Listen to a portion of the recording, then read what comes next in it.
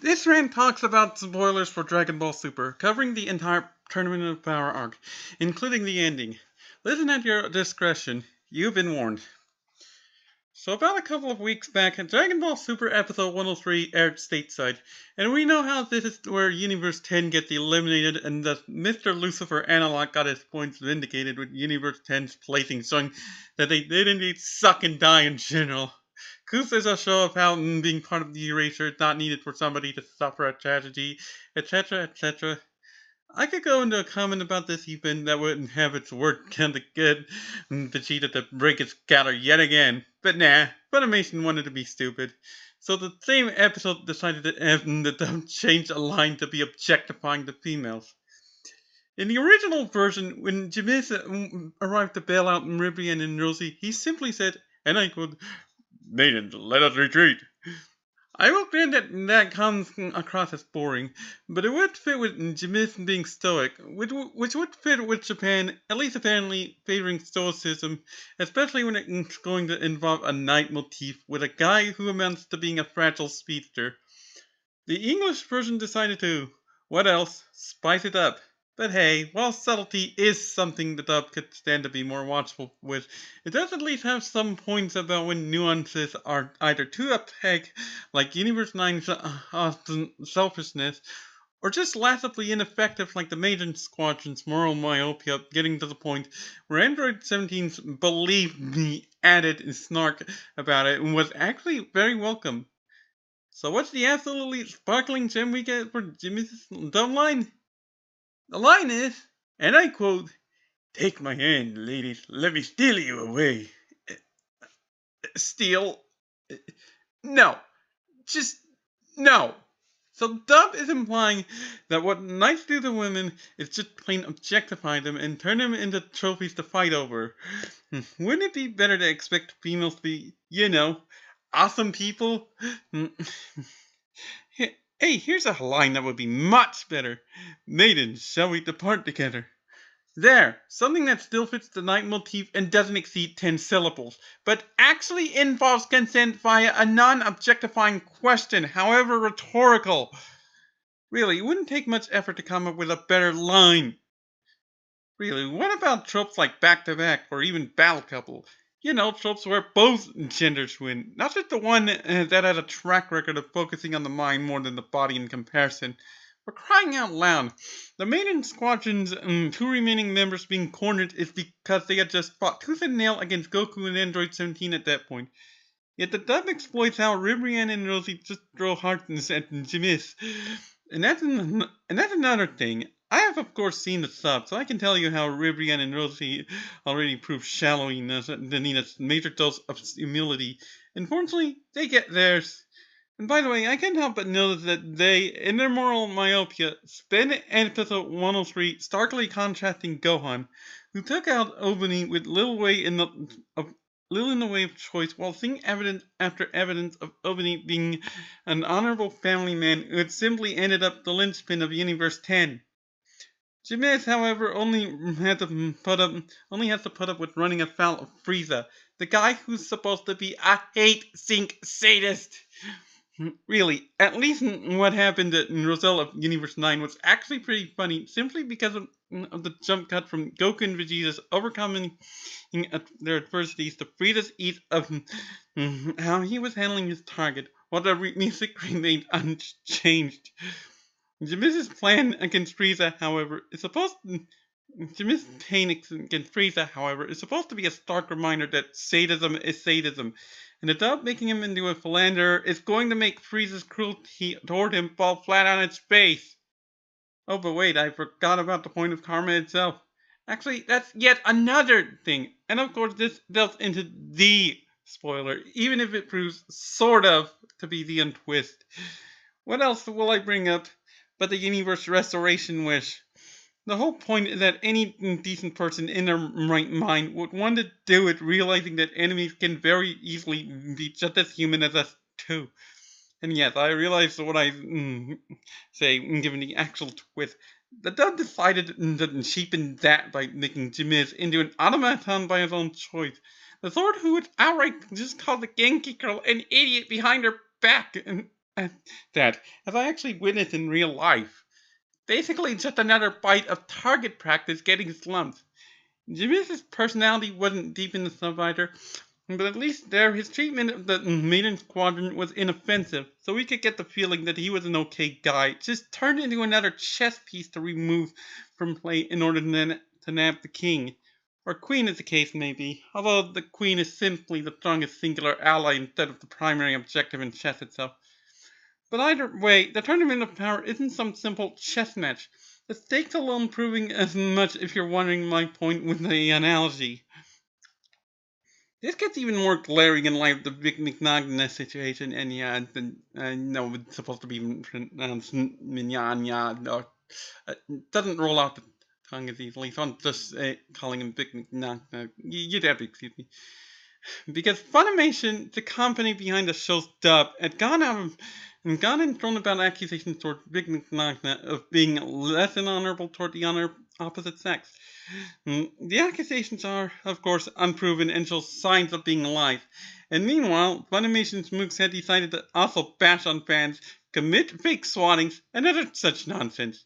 Even if Big Nagna could be guilty, he hadn't been given due process, and he sure as HFIL is going through the very problems I've lived in fear of.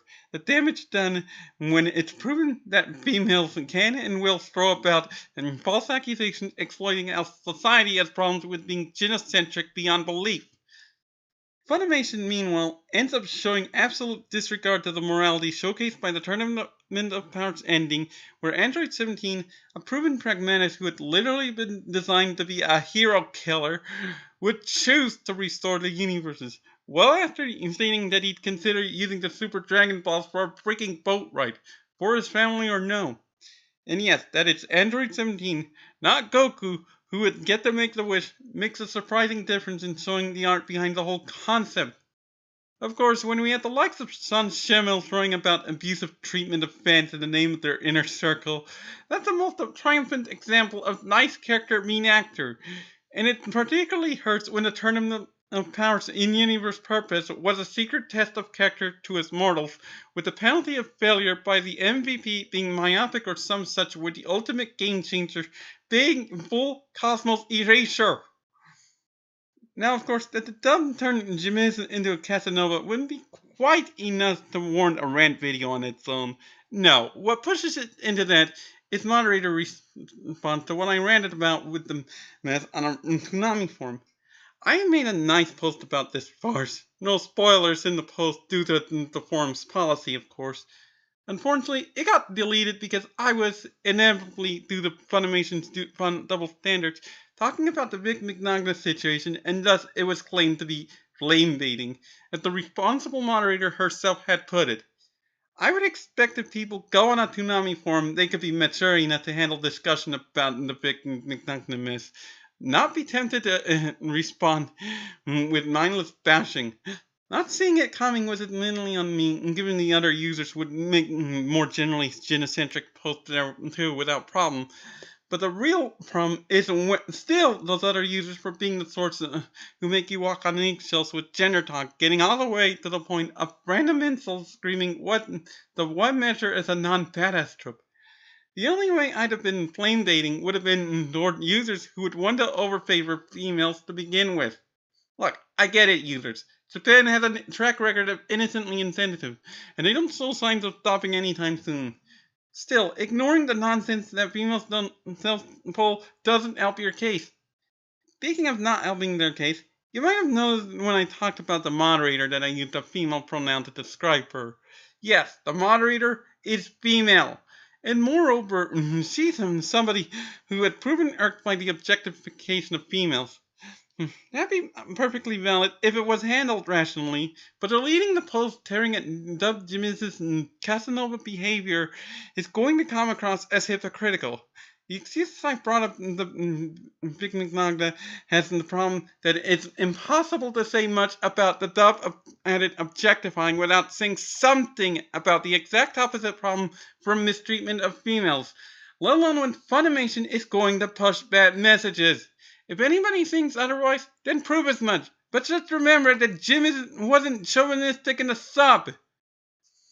This is even worse because this was within the forum's thread for the episode itself, and there I had posted my length post about Universe 10's elimination/erasure, which spanned about 9,700 words in total, and about 3,400 of that went to Koos, thanks to her break the cutie moment that is every single bit as shocking as I implied.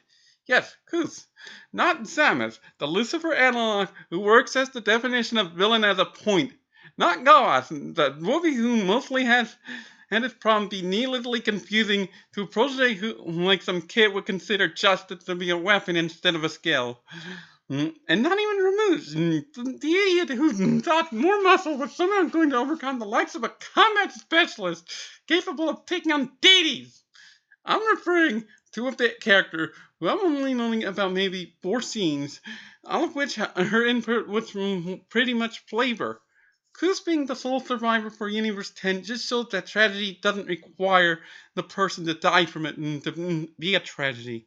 And of course I talked about why it's frustrating when you see a problem like seeing a vibrant female lose any reason to ever be the same coming a mile away, only to be unable to do anything about it.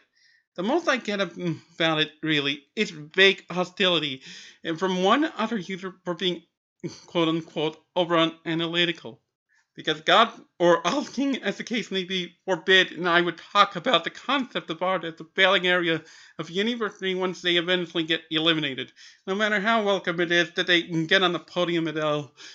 It's obvious I'm against treating females like jokes where they don't deserve it. Why is this point ignored to get rid of one of my length posts? Of course, this same moderator in the past had removed another of my posts in the past. Had removed another of my posts over a single word. I wish I was exaggerating, and the clincher was the word's usage amounted to being a precision F strike in light of what happened over incidents like Evo 2018. And you know, I could have easily changed some of the post too if it was that bothersome. I had already proved this much in the past with a post that initially had Iron-Blooded Orphans ending, not spoiler tagged in a thread that wasn't about Iron-Blooded Orphans, before a user kindly suggested that I fix that, and I complied. I did something similar with my Universe 10 elimination/erasure length post because it had eaten through literally 70% of the page it was on. But here I am being treated as the enemy anyway, because people don't really care about the truth. The problem was stupid enough that I showed my outrage on the forum's Discord and then stormed off the forum and its Discord with no intent to look back. I may practically be feeling some withdrawal symptoms, but I think I had quit while I was ahead at this point, especially when I know how Universes 2 and 6 are next on the chopping block, and both have significant involvement of females, so things would all too likely have been even uglier with how rooted in the gynocentrism is on that forum. But hey, I must be talking on my rear, because it's not like females could ever be abusive. Never mind! Really, it just impresses me how seeped in god-awful double standards people will get. What I just complained about isn't the worst case of forum moderation ever, not by a long shot. But the post-deletion is still absolutely intemperate. I, for one, am supposed to believe that females would have compassion, a concept that both genders can benefit from learning about, and we'd expect females to be better about it.